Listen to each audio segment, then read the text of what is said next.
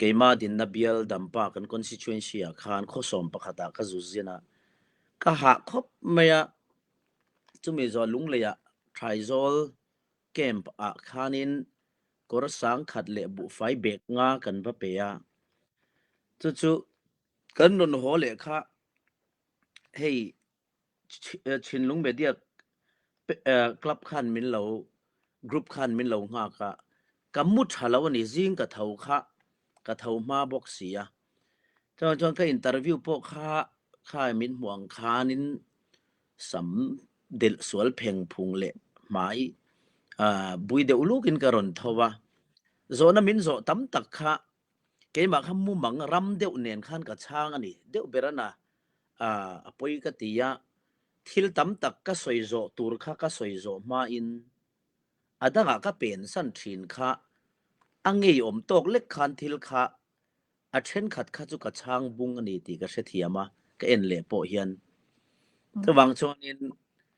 niam sing hi kan mut alo ofa hei kan jing tho that lo le hei jing kan an tho phe hi chon tam tak pe chu an en ngai hi tian an en run na ngai to na te po hin mang le thei lo nang poi ni ve tho mai theya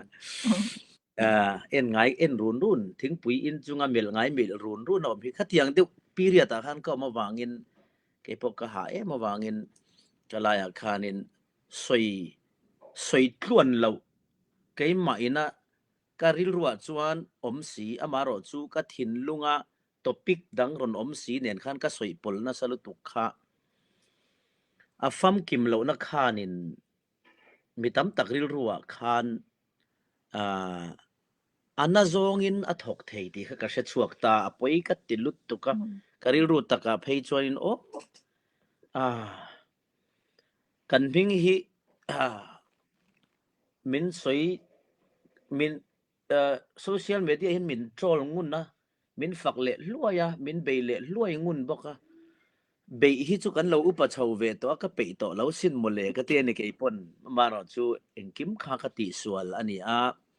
lai mi unaw chin mi unaw zong te pon min lo ngai dam te u eng pu ni sela min lo se thiam sam ro u intan thei top ka chuana lama khanin ka fam kim lo na le enge ni ka siat na khatiang ang ni lek lukara khanin ka zom khom le thei lo khanin enge mo china ka thu soi kha ala koi du tan chuanin la koi thei dewin ka lo soi ti po kein se thiama chuwang chuanin apoi ka ti min effect iti khania min effect ruve thova min effect na mizoram chung anga chuan hei mizoram mi puin khalai te kha chu i soi turom taka lom ti in mi te po an han nem ve liama amaro chu kan lai mi chin mi unaw berten an teril ru ka han tina zo ka kha mizoram mi puiril ru ka tinat ain som ka ti zo chuwang chuanin ka thinlung takin helai hi chon ngai dam karon deal non ani ti kha kan ron soi ma sadi chu kan nom lut ka ani le khami interview a khanin eng ithu soi ber khania chin mi teril routine na ber ni ai shat min shel them ania ka thu soya khanin an point out bera kha chuanin chong chung chang le be bazara vasum donga thomnoman to le ti borvel le in lua man san lo ti vel te khani me in ka sia julaya chuanin nia kan soizom lok irem ti chuanin ka han soizom lok anga khami number 1 a chong chung chang ka soipo kha chu jingkar ania ka soizo man lo se thiamem chong chung chang po kha chong kha mang su ka tilawa mizo chong mang ro ti thu kha ka soi man lo ka soi lo sim amaro chu chin chong in an chonga ka ti lai kha kan dil ru na ti ka sia khang po ka soi zo mang ka kwal thui lut tuk kha thil dang ka thua ka lut nen khanin hei ka sar mon a po hianin ka thu pui te kha thei hil khopin mun danga ka lo soi kwal ta china thu tiang khop chuan tu puya eng khange ni thina ka soi kha ka pe san ta dei mai sia ti turang khanin ka soi kwal china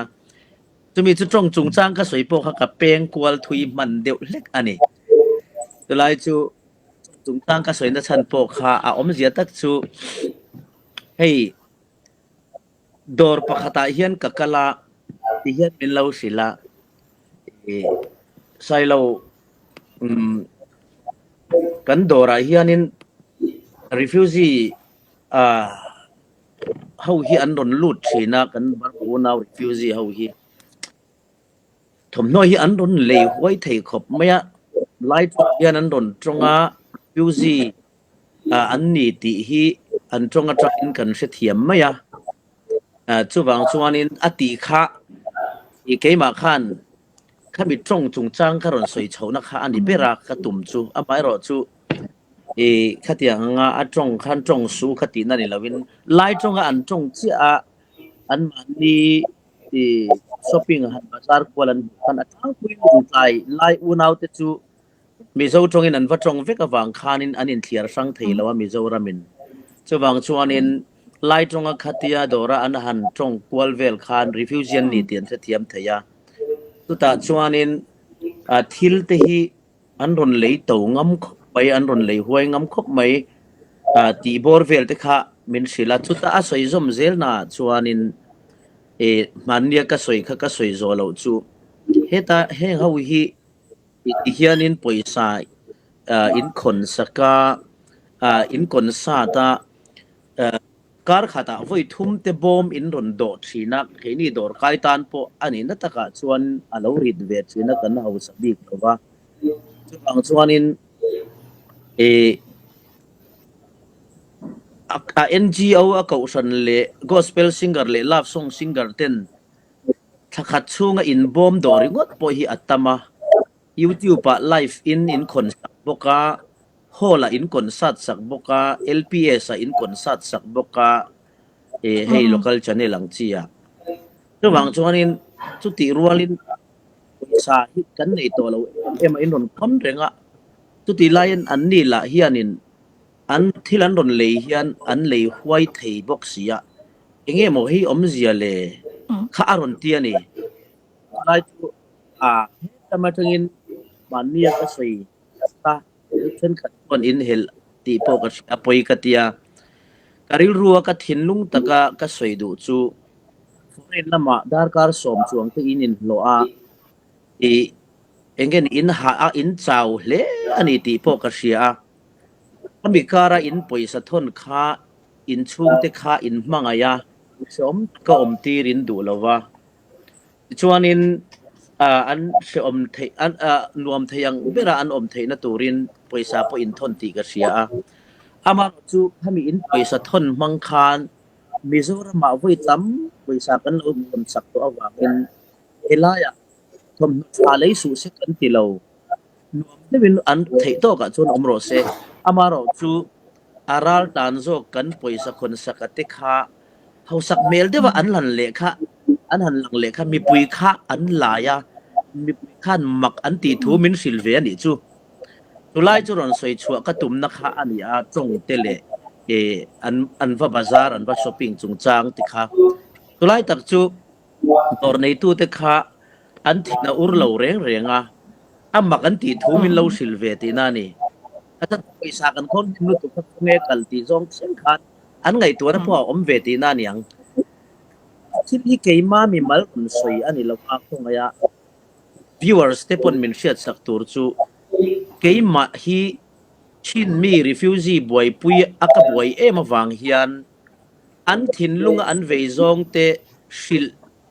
ลนัดลากะมินง่ายจุงมินสิลพอมเฮาค้ากันฟิล์มคุรไทยนาน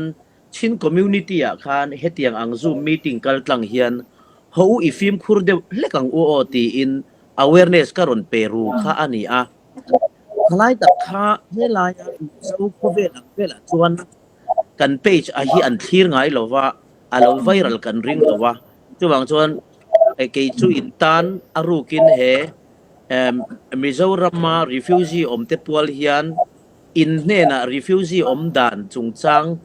เลอัจฉริยะทารอนสิบตูริน intelligent อังอินก็รัวนี่ที่อังอินก็อินง่ายที่ชวนการอนสิลรูจูที่น่าอังอันนี้กันฟิล์มคนน่าตัวค่ะ ka lai kha kan dong song sual lo kan dong song sual deuh hlek nin ka sia kha ngai takin kan ngai thak na beng kha at azongin I her sam angut an soi du bok ani chong chung changa khanin Mizorama kan lai chong mang tam tak te ai zola kan ron bazar chon Mizorama yin khosang sang lai chong mang kan tam lutuk chuta chuan lai chong pon mang ani ma si ai zola kan bazar tlan hi chuan marapo lai po kan vain bazar na hi chuanin hata customer te ne na kan hanin biak na ang chi te le dor chunga kan om hi chuanin Mizoram aizol chung bi ka hi chuanin Mizo tong common language ani angin kan mang na sa a chuanin kan unaw ral tlan ten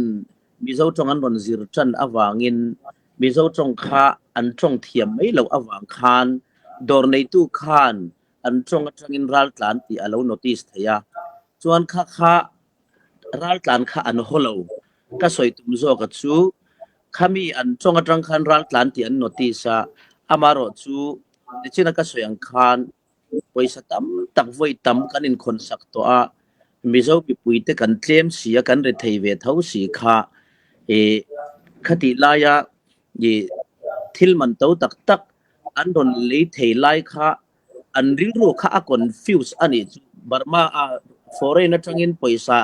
an chung ten an ron thon ti kha tam takin an se thiam lo se thiam em le ve thei na poisa kha an thon ti kha an se thiam lo wa chuwang chuanin an ril ru po confuse a amaro chu an nuwa chu an tun lai chu an se thiam ve chho to a an chung te US te Australia te Europe atang te in thei to pin poisan lo thon ve ni ti an sia an lei thei ve ani ti ko an se tan thawa chu tiang chuanin atir lampang thu mana ka siat ni kum ve la ka siat kha man ni interview a khan ka soi chonga chuwang chuanin enge ni bi te hian min en thareng a min lo zir chiang renga Mizoram mi pui te hian ke ni ral tlan te hi arukin min study ve reng thawa enge mo chena film khur kan ngai na zona I film khurang uti ka soitum na zo ani hetiang tak hianin khami zinga khanin karon soi pia man lo kanin kai thau zing lutuk kha kei ba kha ka zin honen ka chawani khatiang kha chu Facebook a khan ni kuma na satakina viral to amo kei ma so yani lawa Facebook a khan na satakin an soi to a entinan ahma de atang to in mun man to po hi Facebook a na satakin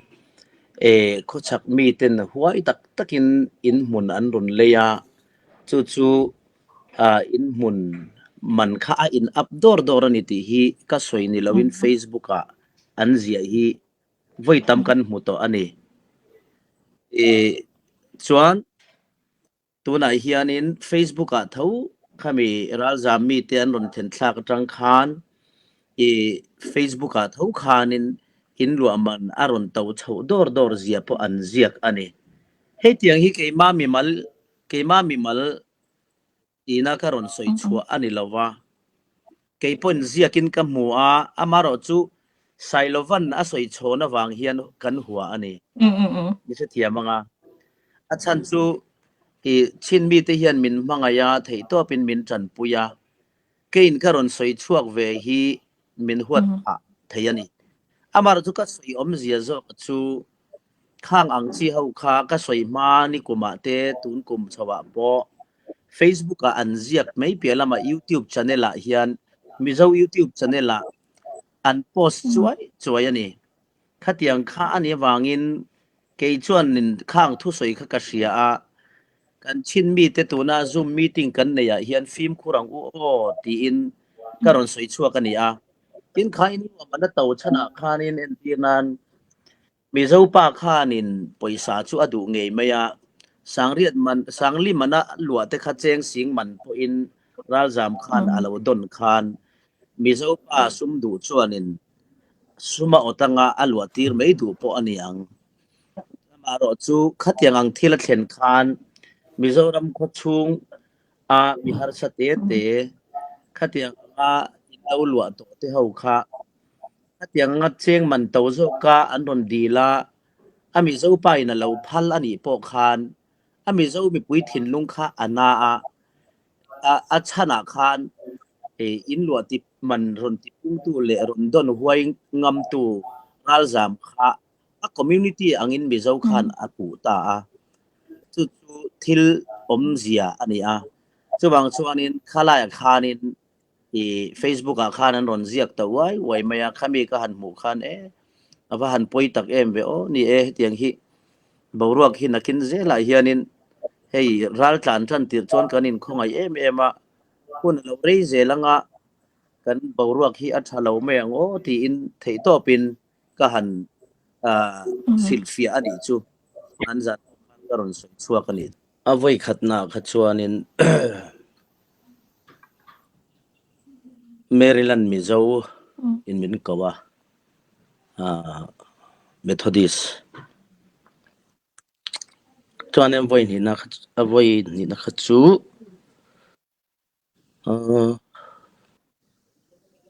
Pastor Mwansanga 7 day in min kauta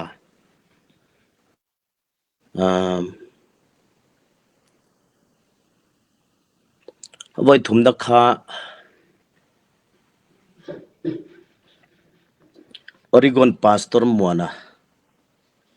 Mizoram ka thian pai min kawa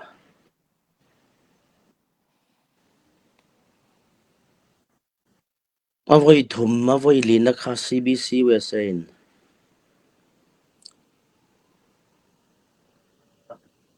konsatori min kawa chuanin was Australia hi mi malangin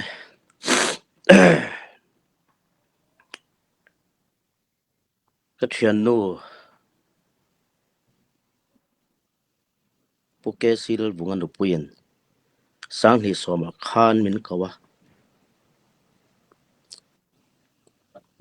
avoi khatna khamo avoi ni na kha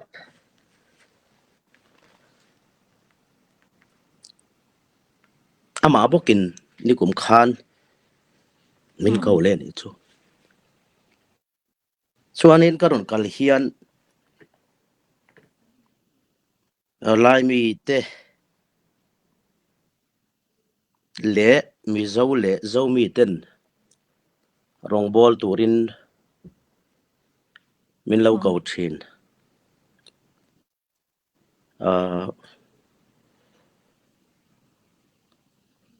chun mai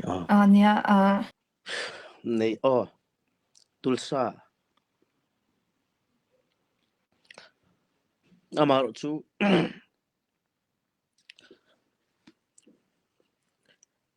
lai mi ho chu kam hungam to lawang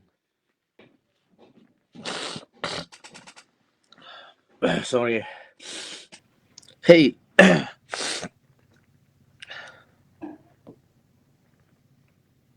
barmaram boitir atang khan karil runna lutuk kanchin pitar mituitla ral tlan na tur se tolo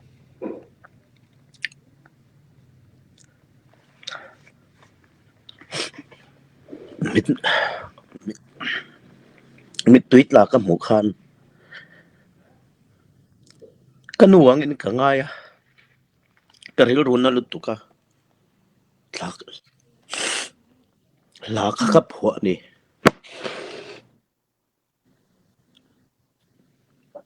Trang fan Myanmar ti la ka phwa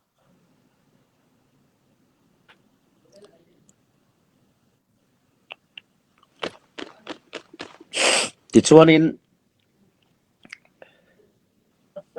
ka thin lung tak takin ka tuar pui chewa thayanga na sign ka thian tika ko khoma konsat neng u kan ti voi khat phei chu dollar singruk India poisa noi somnga le pangavel kan khon chuaka chu keima ngein chin MP le Chief Minister pu lian loi nena Dr. Denise le sizit tinen check in Indian way 24 lakhs kha ka pe ka hlana kan ri ru lom em ani ti chuanin COVID-19 lo lenga ral tlan chung kwa hian ron tlan lu ta kan ina hian hospitala COVID-19 an omna bilan ron kenga pusai lo poisa kan nei si lawa kan bil hi khoi takin min pek sak thingan tia chuan kan ena alo tam hle maya maro chu an unau ten ni ka hausa lawa ma se ka puyange ka tia chuanin doctor ka phona hey inpatient ten ni em ka tia o ani kha enge a bil kha eng tia ti tur nge an ron tia ka lo pek sak me nge ka tia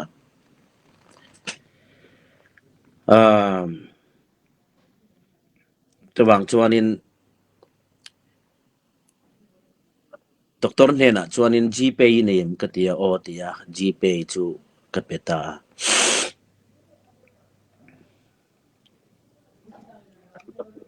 paisa chu ka pe tin ba kan ani kha ron tlan than ti ran ni boka an har sa hle an chang chi an nu pali an fa pali vel an nin ka sia hey Mizoram chuan rambo polythene la rem hi polythene lian tak kha ka thom no le ka fa pa thom no le ka u thom no te ka la a thom no kan ron chu man si lova an tia thom no kan pe a kan lainat em a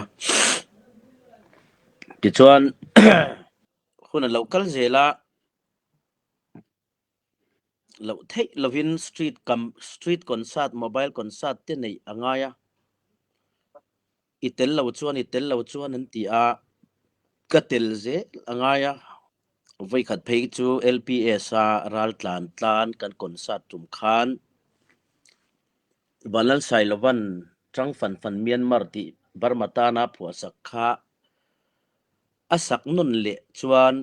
India poisa cheng noi khatin kan ron request en ti a ka chaw to le maya maro chu tiang ani chuan ti in ka sak le a tiang khanin ka thei to phian ka chua ve a ndu tok ala tling lo nge phei chu ka shelowa hei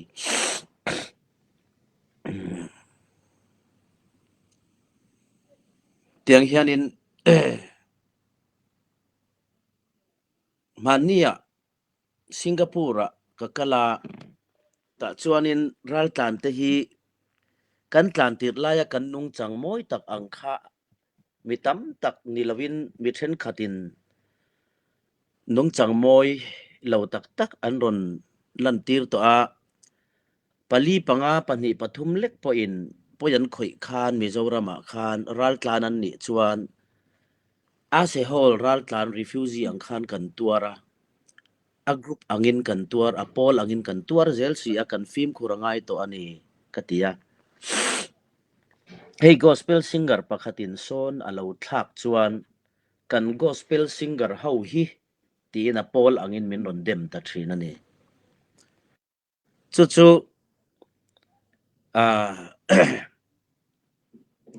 khatiang anga group angzela ari ka wang khan ral tlan zong hian an ti sual lo chianga keipon ka muwa kempa omte phei chuan an ti sual lowa tam takin ma se pani pathum pali panga pon lo ti sual se gospel singer ho hi engma in ni bik lo love song singer nen dang lam na in om lo nang ni po hi an tiang khanin ral tlan zong kha an awa huap ta thin kha apoi lu tuka chuwang chuanin na de lekin in zil ro o tuti khati mana khachuan in ron ral tlan tran tir khachuan in omdan hi adik em kan khongai chuwa eile in tur sum le pai pek chepo hi kan chakin nuam kan ti a ral tlan mun tlo a thil pek te po nuam kan tiam a se tuna chuan ral tlan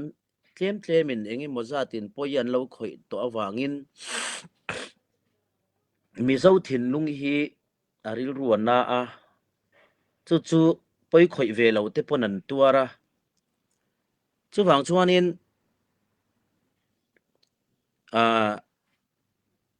concert po hi ral tlan pualin nei le don ta ni ma ila tu main poisan thodu to don lo katia Australia po kasoyani mania po Mizoram ral tlan pual concert nei le turin min nge na kan thian te hau po kan bia a ti khan ma se kan hlotlin kan ring to lawa chu tiang ang boruak chu kan thlena wangin ifim khurtlang ang uti hi katlang au puyani chin unaw te jinga le foreign ka kalna po chu ka hriat awangin hetiang zuma hian mizo mi puiten an en ve ngai lo wangin tunma a aruk te in intan intelligent na thokin ka hril cheunia o ka tilom loma chu mania tikhana diklo zong in minlak sakta ka wangin boruak po du ayana sai na alpha ta a diktak chuan rampo na changan na tak taka Mizoram mi puite swal ziani om ang fashion in non soi vak hian helai ram chung Mizoram chunga ral tlan te din mun hi ma om foreign om ten inti him lo thayani ti khashia ula rampo na changan na saktak taka Mizoram te in ron be khan helaya Mizo mi puiten ral tlan ral jam sing li chuang kan kola khami te kha lau thongin an om ve thung ani ti kha se thiam ram ro chuwang chuan tun hi ngoi hun lai takania thei to pin kan chanangaya kan Mizo YouTuber te a kho chak lam YouTuber te tun la ya hei YouTuber ang de page ran nei ang chi te boruak vol turian na sa takin content an du sia nang mani trong huat tur om ang de ulle khatiang ang chi po kha an lo zong ru ve ti khanin nam in u naw na hi kan ti che zo don ni hian ka ria a poilu tu kani chuwang in keichuan Chintu Music Award aizola kan nei tumpo khan Rosie Boy Thapar sailo nu te organize khan chairman kania heta po ti chuan hola khan ka soya ho to lo ula helai hmuna hian in beng bel ula zoram mi pui kan claim si a unaw kan ni boka in then sang to lovin kan ram ruak tam taka oma henga te hian in tan khuwa sa ila unaw kan ni a ho u heram khata hian i cheng tlang ang uti ka soi nge a chutiang ang chuan khoma in ngai taka hi ka du ani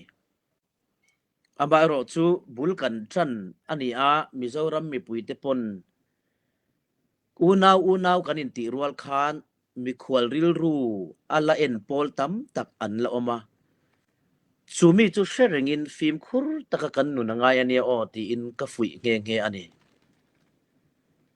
chu ani awangin ne chi na kan zo na masaber eng tin ngi a effect che ti min zo po khan khang zong kha ma ni khuma te ka ngai tu a zan la ya te ka ngai tu a mut hil harkati akaril rupo anna ani ti chuan mania khan thui devin Mizo tongin ka zia ka thian pa putlinga kha hi Mizo in mulo se lai tongin lo letla Mizo in an mu chuan an ril ruan na palange lai mi ten he na thilom zia ka soya hi lai mi chawin muro se Mizo in an lo mu ve pal ani chuan keima min leina tanga an ril ruan nat pui le palang boruak kha thalo mai mayang ti ka hlawani ti in lai tongin ka let ling tira จุตะปอชวนมีเช่นขัดชวนอามาเสียอันนี้ตักก็หมดจูติเตปอคอมเมนต์ค่ะไล่หัวละอันสวยค่ะก็หมดเท่านี้นี่ทิลิฮีอัน negative ซองกันลากลุยชวนวานาอาร์ซีมอยตักเองปอฮีปะปะขัดจูวารันดาอัชวกอาร์ซีเองมอยตักเอ็นะอัจูลเตตัวร์โลเวอตีอันเตียจูอัน negative ซองทิลกันลากตักชวนกันถิ่นลุงฮีอักหักตัดชวนเองซองมาเฮียนินทิลฮีอักลฟูไทยละวันนี้ส่วนชวนินกันถิ่นลุงฮีเทียงริมเซลาตัวนักคอมเมนต์ตัวซงเตปอฮีซันเดย์เหล่านี้งากันวายินลัลปาเบตูรักกันเละตัวเตกันนี่ลัลปาบอยปากันวัติยังงาปะเทียนจุงกันลมถูกันวัสยังงามาเสปะเทียนจุงเฮียนมีซงมีกันลมกันจุงปะเทียนฮีอารมณ์เวอังเอ็มติฮิงไอตัวนี่อีปะเทียนจุงอีลมอีจุงปะเทียนอารมณ์เวแค่รังเอ็มจูรุยพอฮิโซติลาปะเทียนจุงไอลมเอ็มdrugs addict พอโซติลาปะเทียนจุงไอลมเอ็มลมเอ็นเตียงมาเสรูเฮาพอฮิโซติลาคอรับเฮาพอปะเทียนจุงไอลมเอ็มตีลาลมเอ็นเตียงมาเสอันจุงปะเทียนอารมณ์เอ็มติข้างไอตัวง่ายนี่จวังชวนินปะเทียนมีกันเนี่ยไลมีเฮาเตเพย์จูทาราวเทียงลิมดุลัลปาจิมีกันเนี่ยกันปะเทียนวอร์ชิปเตียงเตปอมีเจ้าเฮาไอนัสตะกินวอร์ชิปกันตินัสจอก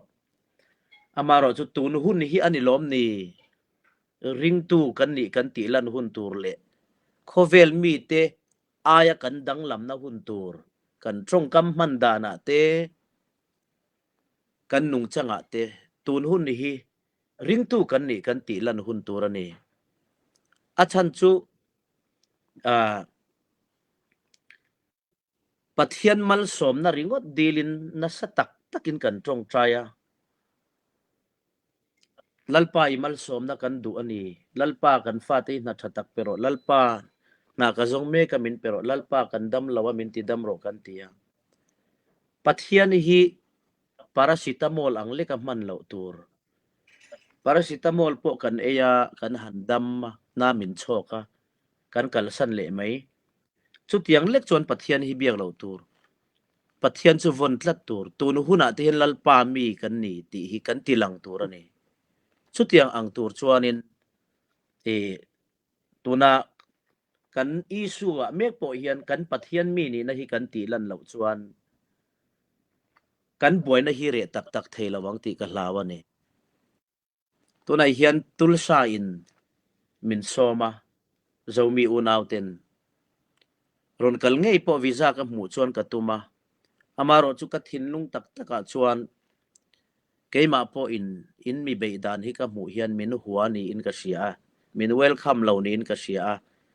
กะหอมมีเหล่าชัวมาเสกะรอนกัลหุนะอินกับอุษานินะมินสอมฮิกับเบยเสงำเหล่า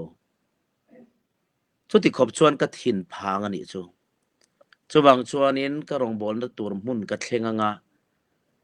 อดังอินมินเหล่าซ้อมเลยอันนี้ชวนกับกัลเมยงาชุดที่ยังชวนอินก็กัลโซหุนะกะรองบอลนัตัวกัดติหุนะจนกับกัลเมยังจูบางชวนอินปะเทียนของไอ้นาซาระมิโซรามาโปกับบวยมาบวยนัตัวตกตักกับมัวมาเสตุนายเห็นรินเหล่าเดียวไม่เหล่าซ้อมทุบไม่อาตุลซาลัมปังจะบางชวนินยังติงเหล่าซ้อมให้ตุนไลน์บวยนะอิสุเลียนตักพอกันในกติยาอี last question นะบางขันเราก็รอให้อุปาเฮากันมีติ้งอันตีกันเจ้ามีอุนาวเต็นนี่อุปาเฮากันมีติ้งนี่ซ้อมจวงครูเซตกันในโดนะตะชวนมินรอนเตลปุยตูริงกันซ้อมเจนินตีอุลุกตะกินเราไงตัวทะเลอุลาจันชินมินรอนชิลดอนเนี่ยกติ tiang chuanin tunai hian karil ru po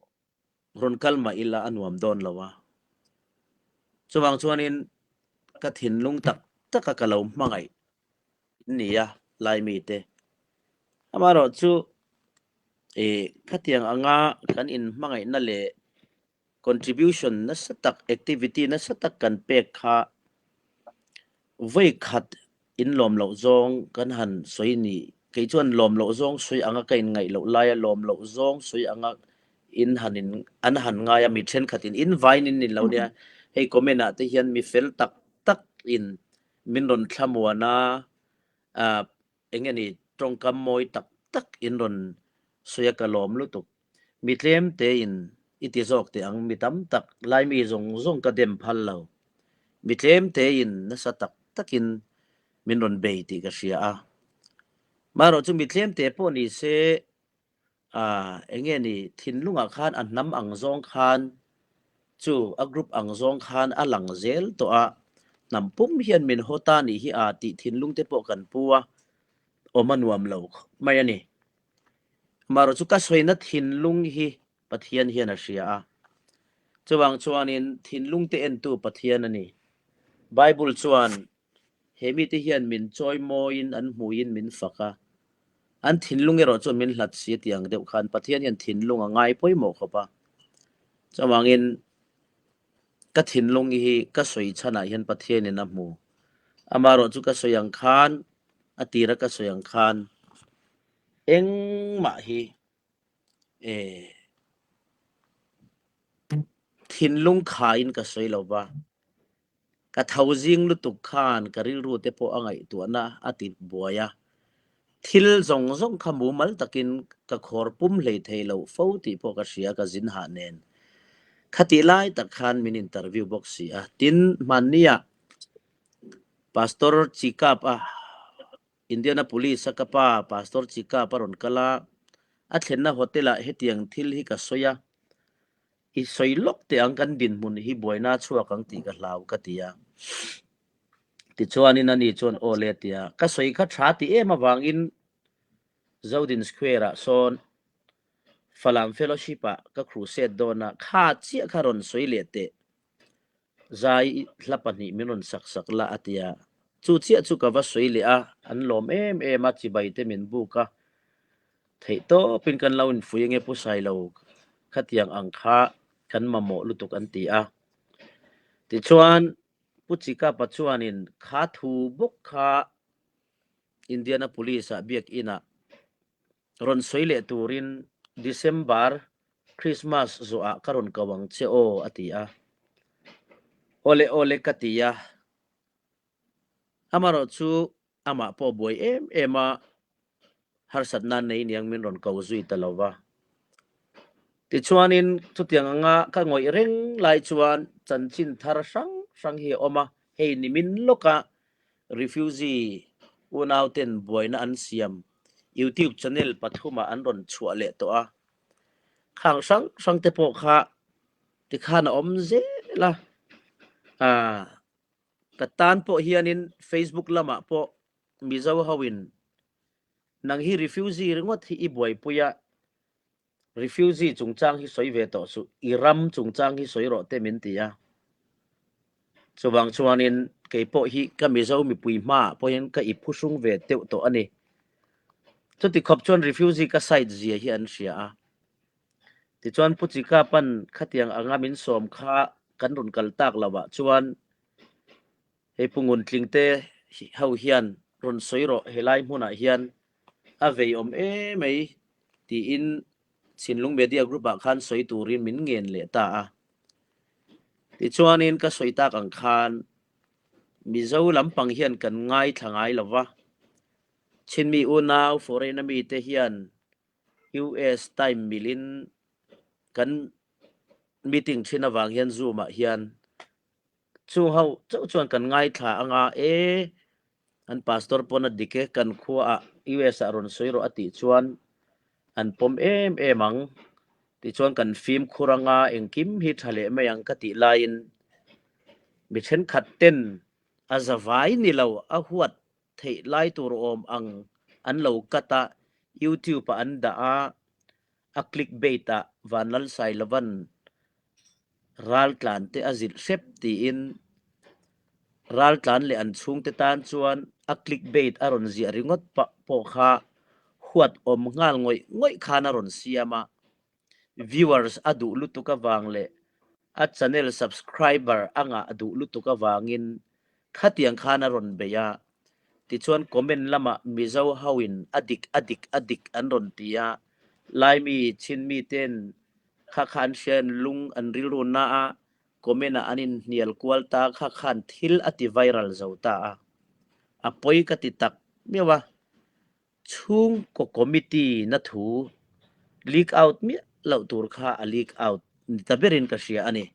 chuwang chuanin apoi ka titak zatani khalai kha ni mo chin mi ti ni lawa barma mi kan ti na chan hi tunma kan mi pui tlang pui te hianin chin state hi thangthar te a shelawan tam nu to ka barma ang top hian kan se topa tam tak hian chin state hian falam te hakha te tiang chi borvel te om tiang zong te hian shelawan tama tahan te khi asang akhwa om to pamokan tia kalei miau phai ruama veng mizo veng bik pakhat khwa anga oman ni ti te po hi shelo tam takan omani eipon karon kala ka shet soba chuwang chuan hatiang anga Burma history le aram in real boldan shelo tam takikan omani Burma ram lamatang pon Mizoram lampang ram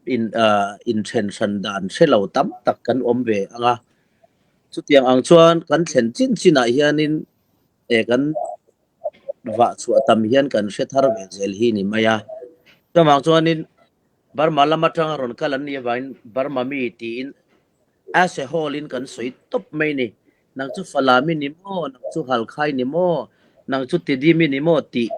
thiar sang thiam lo kha mi tam jok kan ni awang chaw ani chuwang chuan khami awang khan Burma mi ti khanin kan huam topa America ram te po an on kala American ni mo kan tia achan chu nang chu Texas mi ni mo nang chu Ohio mi ni mo kanin tilawa American ni mo kan pe khan kha Burma ho hanti hi ho ti chu pol soina nia mizo ho min ti pon mizo pakhat me milo a group va soina nia chuwang chuan nang ni mizo ho hi min ti pon kan ho chuang lo Burma ho ti pon kwat tur ni chuang lo amaro chu Burma lam hi sarkar awang ani sarkarin puite hi na satakina tiret hei chuwa sarkar chatlo na awangin nang mani hi khovel pum wa pa po aram mi puite hi musit omasiam tu chu sarkar ni chuwang chuanin khami awang khanin mitam takin karawangin aram mi cheng te po South Africa teng te po ram tam takin an musit ani ami puya kha an musit omlo an lainat omlu tu Myanmar mi pui pon musit omlo an lainat omlu tu amaro chu sarkar en kol dan zok awangin sarkarin ami puite kha achoi moi lowa choi moi an nekin mol phau takin ami puite khovel hriata a phau chuak ani chuwang chuanin thalai zok khakan han soi du khalai khamo nia tuna ti chung kan thang thar tam takin kha an seto Mizoram boilain Burma rama kan tlana chuta chuan in beng belta teron let lova khita chung kwale in le lo neya omta ma se Mizoram apiang ni si amaro chu an beng belta ka chuan Mizoram mi ni lawin Burma mi anga kan siat tak ang kha om het an tama eng zarkot aka thian te million tam tak chung te hi rengguna te khang lai kali mi phaya te po khan ram boilaya Burma sipaya in pe om len ta tam takan omani khang ang chi te po kha tuna chung kanin sepo chhozel ta kong hi a eng zong in akal zel tura ngaila history po kan man chhozela hi kan ma bokani in siat zel di mo how ti kha group group soina ne in mu sit na trong ka man lawa sap hau hi te po kan tia mi zo hau hi te po kan tia nga mi pakhat soina ni lo plural form ani wangin barma hau vai hau a group anga soina plural form zo kani i soi kha dik tia a om zia chu barma ram map chung a country chung a thon kala wangin ke ni chuan a kol le kol lo kha kan soi thiam to lawa entirnan mirang hau chu mi zo chuan sap hau kan ti vek ise thiam manga American to sap kan ti lo vunwar mirang English an ni mo Polish an ni mo Canadian an ni mo German an ni mo Mizoram an ron kal chuan sap hau kan ti mai ni on kala hau po Bengali an oma Marathi an oma India ram chunga po nam sang sang an oma chuanin Malaysia po kala India ram pe man oma ka vai kan ti top achan chu vai ram atanga kalan ni wang khan nang mani lampang po Burma atanga ron chu inni wang khan chin kha chu Burma chunga one of the states ania chuwang chuan khami wang te chau khan Burma mi Burma ong tin kan kau chu ni chu aom je chu vai kha chuanin kau dan kan nei ta ke ni pon vai chu vai kan tia vai mi zo min tia chuwang chuanin nang mani pon call chu call in tia chin mi in tita khatiang khanin ke mani khan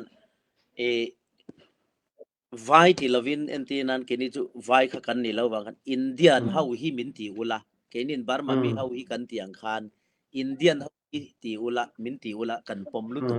ise tia mem kalai kha nya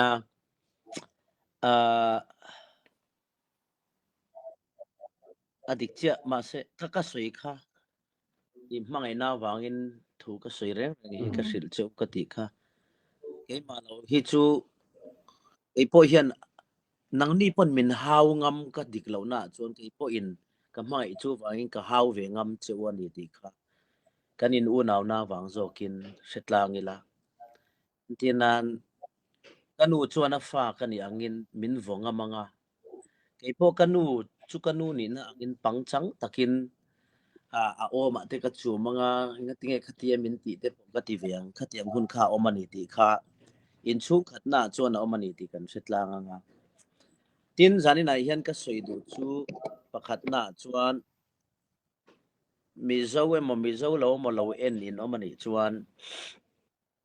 he kan interview na hi a bob lok zonga lak thei a thin rim zonga lak thei tura YouTube pa clickbait thin tirim thei tur ang te siama lo la chonga in channel line lo da ve ngot ani chuanin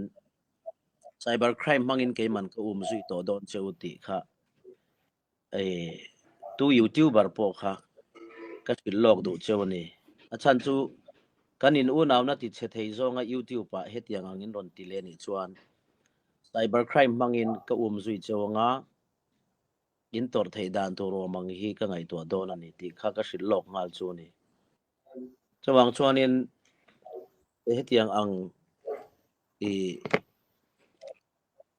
subscriber du wangte YouTube ti tharte na hetiang anga in ron ti ve vak hian kanin u naw na ati chia ti sia ula u naw kan nia kanin mangai na hi in ron ti ati chezong in ron ti le ni chuanin hi chu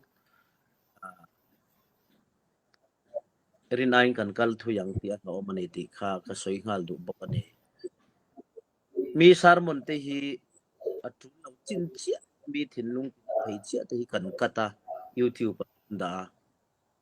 wang chuanin mi ril ru na satakin ati phok lekin ati na thina a fu langai thalo tu ten a soi tuan huat pha thina tu lo dewin har sat na boina chuak thina ni wang chuan hei hi kan film khur angai ani in pani le na chuan nichina kan ul chan ka tong le theilo na chan khatun lai chu ka stress na salut tu ka hi anxiety te po hian min tlak buaka chuwang chuanin engi mok hakaron om thut maya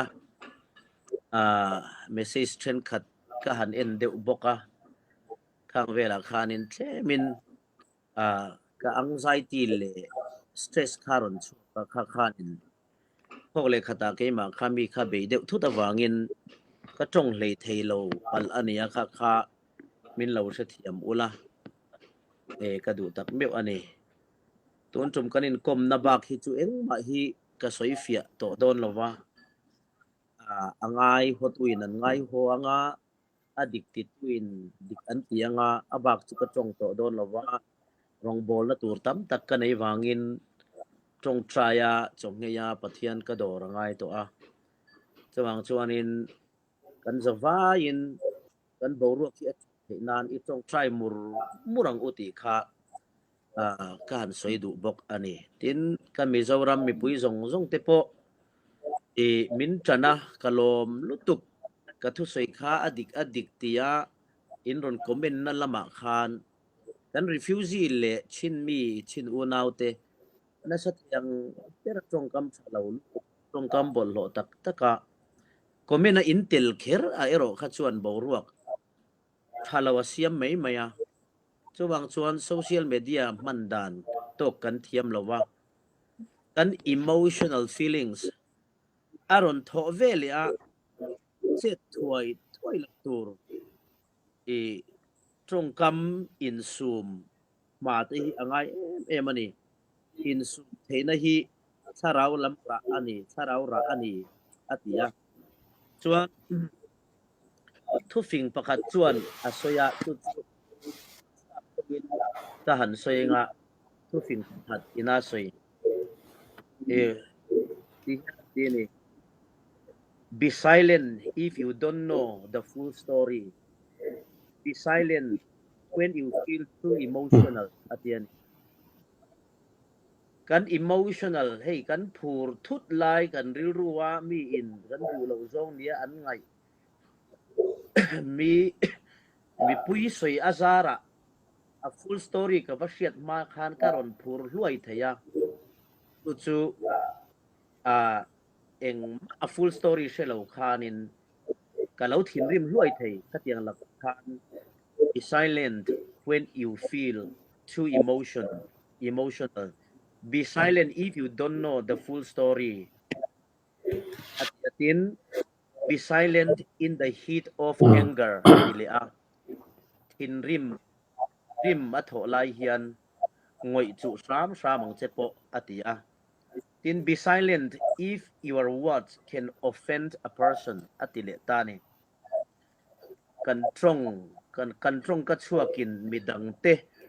avabe ma in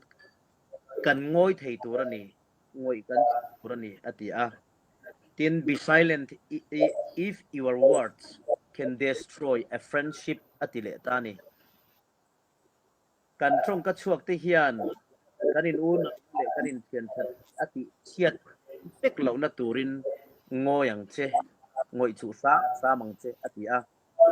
chuwang chuan atom na bera chuan be silent if you can not talk without yelling atien tum zia chu ang chuak bor thin rim taka ang bor pora in tutiang anga itong lo tur chuan ngoi sa mang che ti bokta chuwang chuanin ngoi thiam angai Mizoram unaw te po kan zawa in he isu a hian ngoi tong u ketia kan in do mum na hian eng thil thama hi chualo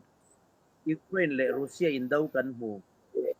enge thil tha chuak kan ti chuan eng ma chuak lo before and after in do ma kha en ula in do na chuan thil chia in ro le ko ther moi zong le Russia le Ukraine in unaw na ti chebek Hamas le US an in do Israel an in dawa Hamas before picture en ula moi lutu mas after wara chuan a picture vai puta chang ko in do na hian eng mara kha chuak lo chuwang chuanin ngoi la in mak la tran pui ngai te in tran pui mai la ke po he kan nu pa in ruam man na kan ne ya tu na min ron be vak ma e isu lian takaron chu ma hian thaizola ka soita kang khan refugee kan puya chumi zwa chuan ti mui refugee kem kan tlo le anga i in anua tlo tur dang kan zong le ang chu ti lo chu kan nu hne na tun lai hian refugee kema hian mian kal vak to lawa mizo mi pui thinlunga po refugee tran pui du na thinlung te po alo re ve to a chan chu rin ain Myanmar lam kan buai reya wang chuanin mizoram kan lo re thei bok nen poisa in khonsak reng kan tlin lawa ke mani nu pa po hian kan thei ang chin china refugee camp hi kan tlo don nia ti in kan nu pa in ko konga ai sol kem kan tlo zo po khan kan soya yang riwa ti hian boruak chalo takin in ron nak chi ngani a Tawang chuan eng pawni se kan thil ti tum hi ti thul kan tum chuang lawa kan in u naw na hi in ngai dam tot na bak hian atit adon lawa Tawang chuan in ngai dam ton tlang ila tu ma hi in be cherei thei kan om lo kan in mamo ton fekani iknia mo chuan kalathianga eng nia mo chuan ilathianga tuti huna chuan in kan in ui ziate kan chunga kan thatlan ziate Facebook kan tiak duang kan damlai hian athe angin in mangai tlang ang u ti nuwa alo fel zia alo that zia patom ngai takani ringu takani ti vel than chunga ruang chunga kan soi hian om zia nei to lawa adong tu tur berat hi to a fakna lom tu tur berat hi to anun lai nge ya dam lai nge hian in choi moi to tlang me pu mi zo po mi lai mi zong zong te khongai takin hei su hi YouTube lama po soidar to lawila is sang sanga boruak ti al zonga on chong in ang chi teng te pon khongai takin eng pa lo soi to lo turin kan cheu ni kan boruak hi thale thuai toi turin du tang na ka hlana chin mi te lalpan mal som cheu sela mi zo te ne na kan win u naw na hi una issue on thleng hian etanan nasataka min koi dar atum kan zom mei donin a hria a setanan min po dar atum ani ti hi hria ila tangtlatang u ui nau te pahni apiang oma unawan ni mi pakataron kala antu ma athama a innora a in unawan ni yanin anin suata ang hian setanan chin mi lai mi zopi kan ni motle mi zote hi unaw ni in rem kan du ani kan in rem don tlat mai he lang hian ti an se tiama chubang setanan kan kuma min chama in mil lo na le in swal turin min ron bei vela ni ti hi hria ila keimani in ngur lovin setana I enang u mel ma amin siam tum thar le tu setana hi en tatang uti pa karon soidu ani nia mizo hi chu helaya common language mangin ahu hawin ram tha kan oma hei democracy practice na muna kan oma chuwang chuan dan le dun mumal taka oma awareness thatak kan ne yawang hian to ho na thazok kan ne ya chuwang chuan keimani mi le sa te han in ngai san thiam tur po hian in ramro rel na tha a om hiang ai America rampo ramro rel na tha an oma wangin an mi le sa te anin choi moi thiama chin tu ti rualin mizo chin mi te khalaya ya Myanmar ram chunga omte ero chu in van toina chu chibil tong dialect sang oma entinan ha kha falam zomi zotung zophei vai phei ti te tiang sang khanin mizoten khalaya mizo omten direction in nei vekta e in ngai sang lo tlang ti top mai tiang to soi lo chuan tu ti takin in ngai sang in musang lo tlanga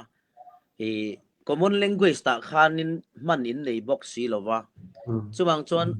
hakhapa la kha chu hakhami in an ngai tha falami na an wangai tha wak lo theya falam pa la falam nu la kha hakhami na wangai thlawak lo thei boka kha khan viewer tam tak kha atitlem ta chuan zomi la kha chin mi nan ngai thlawak lo mai thei bok chuwang chuanin common language lo khan ma ni chong thewin an zai si a population kha atlem hlom bok si a chuwang chuanin viewers in nei tam thei wa tran rual na unity kha om thei lawa Mizoram chuanin hey mara kan oma lai kan oma lusei kan oma chutiang chuanin ralte an oma maran oma haukip an oma tiang khanin enge kan tiang matu kan omboka paite kan omboka kan va yamin khai khom tu minga khan mizo kan intia ti chuanin kan va ya man tur common language kha dulian chong kan nei ta chu kan va in kan thiama chu mi mang chuan kan zaya thu kan soya politics a po enge mo chena an campaign ka khang ti awang khanin likers te like te subscriber te view te kan mu tam pha ta kan siat thiam lo kan chong siat thiam lo la emo siat thiam po kan du lo emo in el reng a hun kan man kha chuan ma kan son thei wa unity zok awangin khita mizo hi kan oma chuwang chuanin hi naga hau pon min ot ema naga hi population a ke mani ain an tama ama ero chu naga singer hau khian million views na yan claim mai ni achan chu an po different dialect an nga lut to ka wangin common language po khi an siam chop top ani tu tiang ang chuanin an yama se mizo angin unity an nei theilawa mizo te po min ron ot ani ti lai kha kan soidu a chuwang chuanin chin state lama teng te po khi mi kol phai lama mi te zong man tur te khian common language thadeu nei ulang chuanin enge mo china chuan ma chon nge in kan boka kol trong chu common language angin om chin ma ni se kol trong a han zai a la han satak tak kha kan tam le chuang lawa ma ni trong irin rong kol na ko kan zai au bok sia kol trong kha chu additional a kan da a common language ang chi a enge ni kan da chia lo ve boka chuwang chuanin common language an irwalin ka ngeni additional ang dewa kala khalai problem a om ole kay po kalome te isoita kang khan ni adik chia foreigner om mi fing tak le mi fel tak pathian tri mi tak te hian tun isu a hian voice po an ron nei lowa film pur takin an ngai tha a an jong chaya ti chuanin thu soi ve hun lo te po an she ema chu ti lain mi then khat fing intive boxi thinrim boxi tema engene an emotional feelings control thailo ten a full story ngai tu chiang lovin an ron comment pop mai hi kalau thon jok chu Mizoram chunga chin mi ten comment hi an ma ni cell phone nei ang te pon an lo enve a chuwang chon mizo mi puite in chai ko lang ti hlawin helai refugee omte hian thin phude te pin in comment na hi an lo chiara chuwang chonin hetiang hi chon comment lo se te po anti ve in kan hialani chuwang chuanin Mizoram mi te kuta kan unaw refugee khongai thlak tak te hi an oma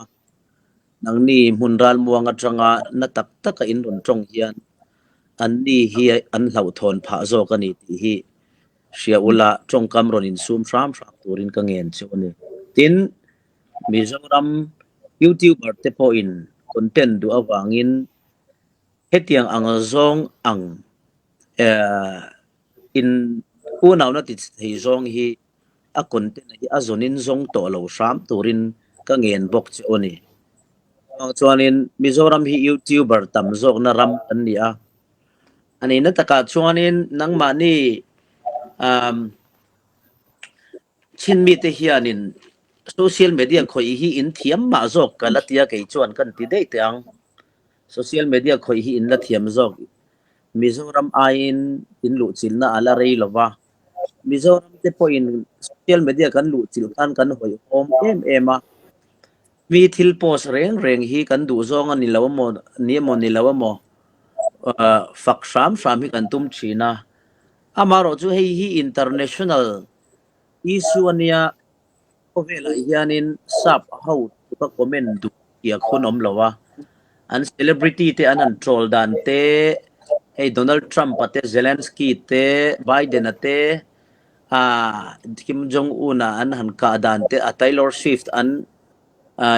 international singer nga an be na saddan te Justin Bieber ten be na saddan te po kan muwa an ni pon trap zoi an depressa sap ken minti wala ngai phot meng e pon isela ti chuan mi zo hi ke ma ni zo na thak kara a advance masa kan ya ti chuanin enge monaya kan social media khoi tir khan kan filte lul nen huna laureya social media ron thang chaka application sang IG te WhatsApp te alo oma ti chuanin sap nun dan zia kha amuna zukal ngai lovin video atam tariaw may copy vele chak na hi atam maya chuma kan copy zunga mizo lam te po in ay TikTok reels ti pela lam ti tele mi ti dan zirle mi troll kan ti ang chi te hetiang sang te tin chu tiang zelin enge ni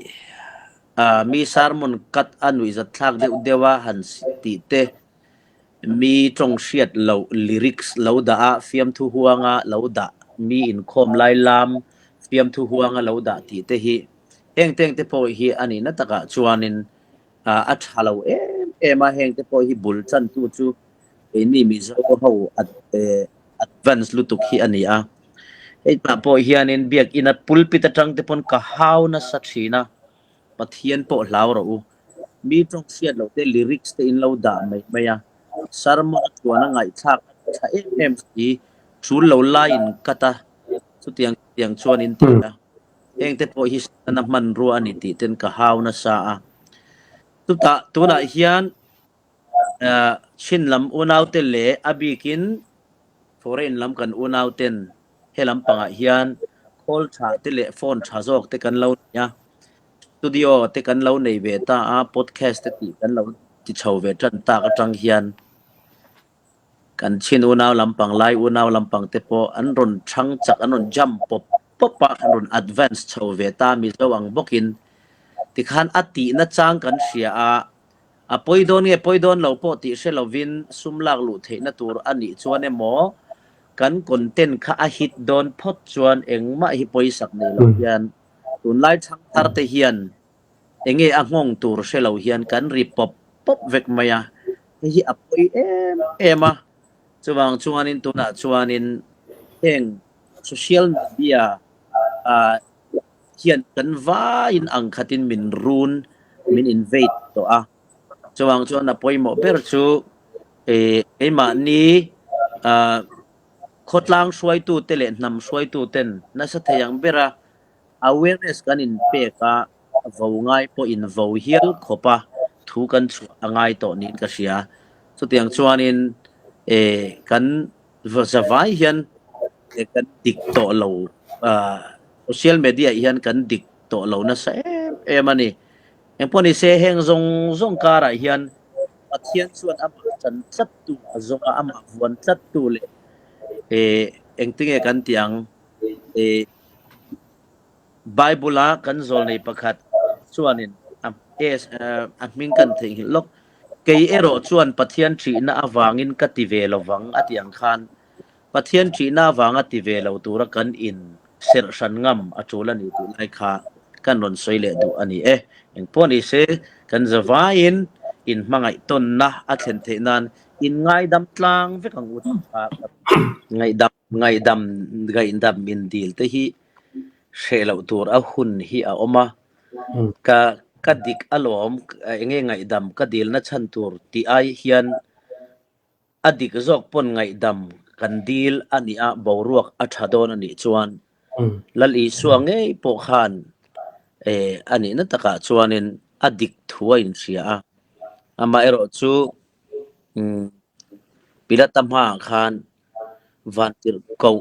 sing sarile sang ruk nge ni ko thla thei ka ni heram hi karam ani lo atia amaro chu sing sarile sang vantir ko thla ka ama beitu te beilet ai kha chuan min na hi dik lawani tia beilet ai kha chuan mangai na wanga thi a thlanga chu wangin chan damin kan omani chuwang chuanin ngai dam dil te hi mual phona ani lawa ngai dam na thu hian khovel hi atiral muanga remna as thlen thina ni ti khakan soidu chu mang thavek ule thlir tu zong te po mang thavek ule lalpan mal som cheu ro se Amen. le